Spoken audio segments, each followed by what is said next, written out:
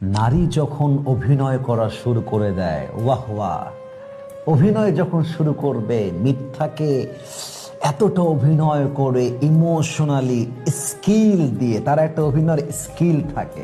যেই নারীরা মিথ্যাবাদী হয় তারা পরিপূর্ণ স্কিল, দক্ষতা দিয়ে মিথ্যা বলে। এমনভাবে মিথ্যা বলবে মনে হবে যে পৃথিবীতে একমাত্র সেই অনেস্ট। যত পুরুষ তার জীবনে এসেছে সব গাদ্দার আর বেঈমান, আর সে হচ্ছে দুধে ধোয়া তুলসী পাতা।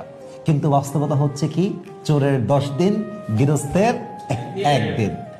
সত্য যখন উন্মোচিত হয়ে যায় তখন কারো অভিনয়ের চোখের পানি পুরুষ 2 পয়সা মূল্য দিতে চায় না।